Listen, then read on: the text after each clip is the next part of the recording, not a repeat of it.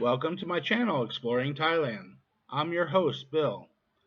One of the goals of this channel is to discover hidden gems for tourists to visit when they come to this great city here in northern Thailand. I think I found one such gem that is very near the tourist area of Nimman, but is relatively unknown to tourists.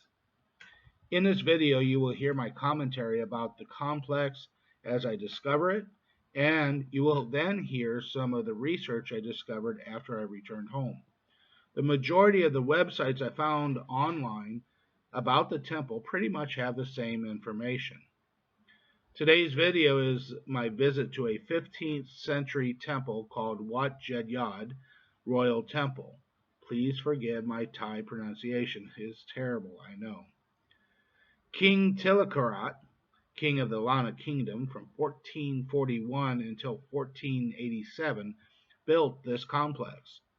In fact, his remains are enshrined in one of the temple structures called a chedi. If you enjoy this content, please consider subscribing to become part of our family here at Exploring Thailand.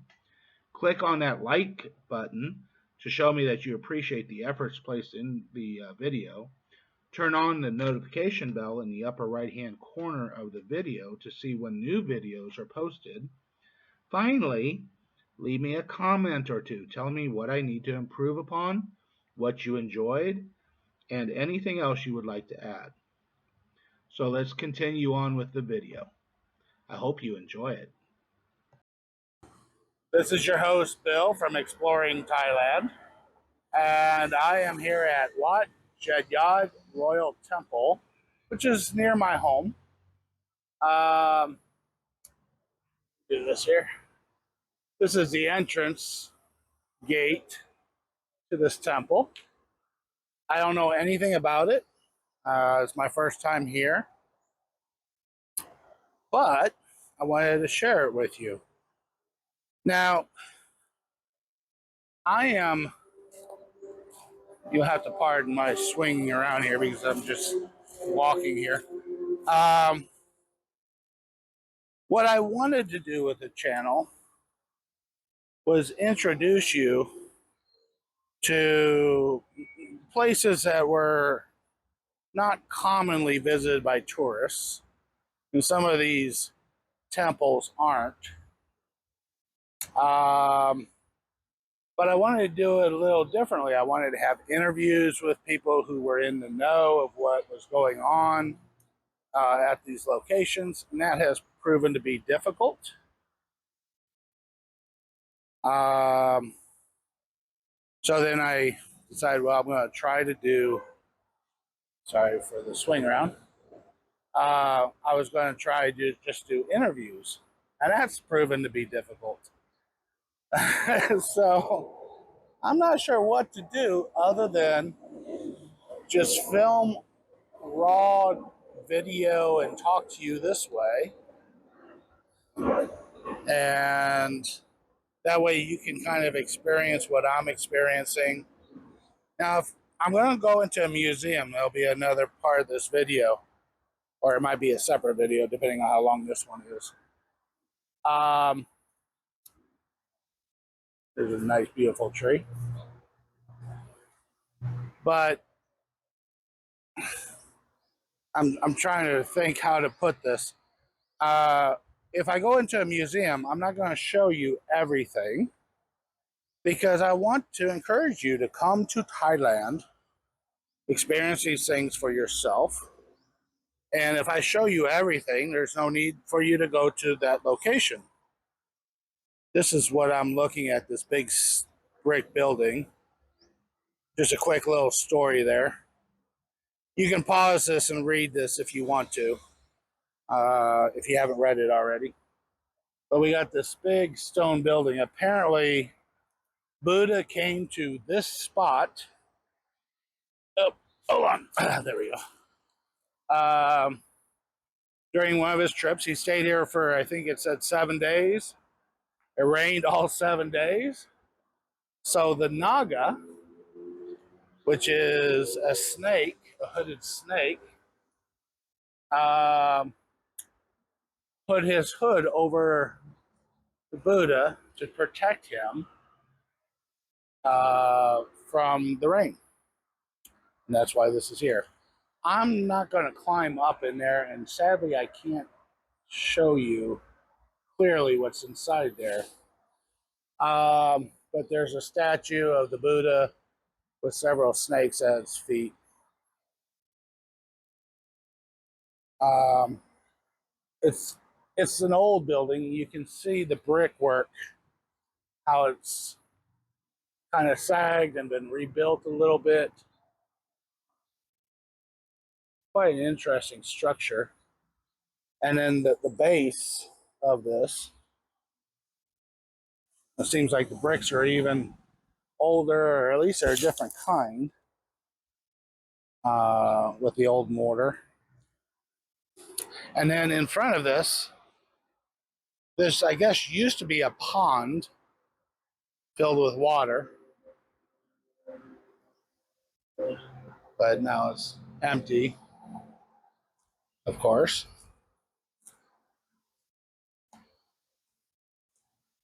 And then the statue I showed you earlier in this video, this is the Buddha with the Naga protecting him from the rain. And he sat under a tree, so I don't know if was this big tree here. Of course, we're talking about centuries, so this wouldn't be the original tree. Hello. Or it could have been this big trees. But nevertheless, yep. This is the temple. We'll go inside the temple here and take a look around. But there's a few other things here to point out. As I said, this is all new to me. I haven't planned it.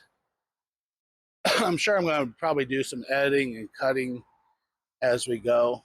So I chose to stop here just for a moment and give some explanations of what we're seeing and all. I mentioned that I would be doing a tour of a museum, but that was not able to happen. Apparently, the museums throughout Chiang Mai and maybe even Thailand, if you're going to video in them, you need a letter from the director to get permission to do so. So I went down there. They said no. I asked for a letter, and maybe we'll have a video later on to do this. Um, Now, it seems like I came to the back entrance or a different entrance that other people don't normally use. None of the websites I visited talked about this part of the complex. So this is still all kind of new. I'm still trying to work my way through it as I listen to my own video. But let me read or give you an idea of what was on the sign, since I saw that you couldn't read it. I tried blowing it up and it didn't come out well, so let me just give you the gist of it. And again, pardon my Thai pronunciations here. I will put a caption in there in just a moment. The Mukalinda Mandap. Now, a mandap is apparently a religious building that is typically square, that has a pyramid style roof with a spire on top, and that's what this building is. And it says sixth week of Satamahasatatan. Told you my Thai is terrible. I'll put this in the video also. The Buddha, the Buddha, the Buddha walked south of the Bodhi tree, which is a sacred tree. We'll talk about that later. And he sat near the tree and a pond for 7 days. As he sat under the tree, it rained all 7 days. Well, a Naga named Musalinda spread his hood to protect Buddha from the rain during the 7 days. Now, a Naga is basically a semi divine creature, half snake, half human, and it has a big snake's hood like a cobra, and that's what protected the Buddha. So let's continue on with the video, and I'll probably make several stops like this and explain what I later learned or what I've discovered. You can see um, there's lots of little wind chime bells, and that's to keep the evil spirits away, I believe. Put it in the comments if I'm wrong. And let's come over here. I got look at what I got to make my way through. All the wires and everything kind of hanging low here. This is Thailand. This is typical Thailand. In fact, I heard a story. I don't know if this is true or not, but just recently in Bangkok, this wire system is such a fascination to tourists that they've actually designated certain places in Thailand as tourist attractions for people to go and see this. Uh, yeah, go figure. So, excuse me. We got this structure here. Let's see what this is. It says Ku Kwai, which is actually part of the street name that I live on. So I'll let you take a moment. You can read this. Again, pause the video if I don't give you enough time to read it. But yeah. So,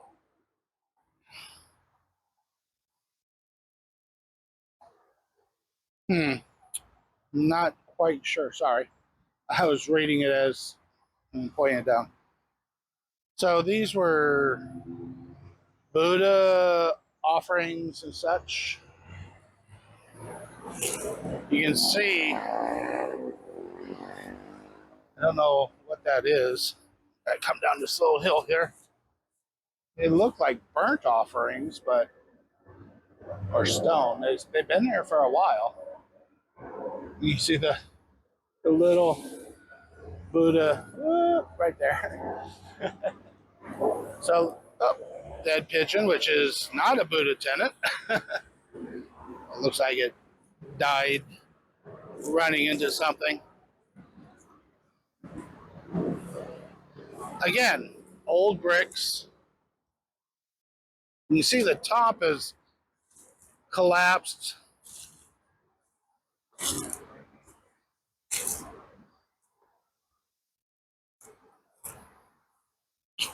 And then this would have been the entrance up to it.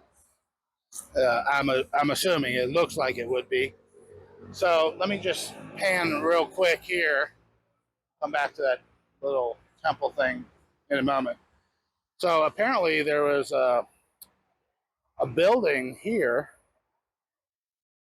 and if I can find a sign, I'll see what this building might have been. And then we come across this way, and then there was something right here. I'm not sure what that would have been. Looks like it's angled. I don't know if it's intended to be angled. But then we would have the front of this building. It is very, very sunny and getting warm out today, so excuse me. But you can see how deteriorated it's gotten, and then, over the centuries, I guess, or, the plants have started coming into this soil's been produced. I didn't really get to read that sign as I was trying to talk with you.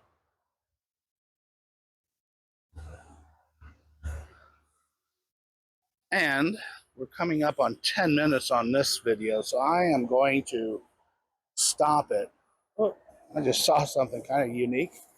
I don't know if you can see. Let me get my finger in here. Right there's a little statue also. Okay, I'm going to stop this video. And then when I find something new and different, I will bring it back to you. And that way it'll help me with editing as well. So I'll see you in a few moments. Thank you. So let me give you an idea of what this sign is saying. Again, you probably can't read it. Some scholars believe this housed the relics of the last king of the Lanna kingdom, King Mekudi. Others believed it represented Rajatani, the seventh week of Satama. I can't pronounce this. I'll put it in the video. Due to its location to the pond and Bondi tree, the latter reason is mostly accepted. Rajatani in India is a place believed to be where Buddha experienced the bliss of enlightenment under the tree for 7 days. During this time, two merchants, Tapusa and Phalika, gave food offerings to Buddha. They are believed to be the first Buddhist laymen. So that's what this sign is referring to. Now, there's more signs to come, so I'll have to break and probably read them to you as well. So, for some reason, I just can't get a good video of it. Anyway, onward and upward. See you soon. Okay, folks. So earlier I was talking about this. They're calling it a platform, I think. But I found the sign. So let me show you the sign so you can read it as to what this is. Sorry, it is not accessible. There are trees and rubbish and stuff in front of it. So I hope you can see that. Again, pause the video to read it if you're interested in that. Hoping you can see that. Okay, yeah, you can pause and read it. So it says a platform. Now, looking at the structure, it's kind of strange because we would have this. It doesn't really make sense. And I see this like it would be like a sidewalk or maybe a stairway or the entrance coming into it. But then again, on this side, you also have it. Then there's I I don't want to walk on the bridge or bricks and stuff. Stay on the grass here. So on this far side, it juts out a little bit. So almost like there would have been a statuette or something there. And then on this side, it kind of jaunts. It's not a straight line, but you got this little area here. Again, I'm not sure what I'm looking at in regards to, is this a building or a platform? Again, I did not get to read that very well. This, let me show you this real quick. This almost looks like a grave. There's no markings, no signage, but that almost looks like a grave. It's amazing what you find when you just go exploring. Well, I'm going to end part one of this series here and continue on later. In the next video, you'll be experiencing a Buddhist cemetery, among other things. So hopefully you'll stay tuned for those. And I thank you for watching. Please remember that I need you to subscribe to Exploring Thailand, my channel, so that we can get this monetized. Also, hit that like button. The notification bell needs to be clicked on. And also, leave me a comment below so that I can see how I'm doing and getting suggestions from you. All right, we'll have part two, and I'm not sure how many parts this is going to be. It's a very long video. I took over an hour. So there's going to be multiple parts. But I'm going to do it in little bite-sized pieces for you so that you can watch one video for 15, 20, 25 minutes and then start another one whenever you're ready. So anyway, thank you very much for watching. This is Bill, your host of Exploring Thailand. Come back and see me in the next video.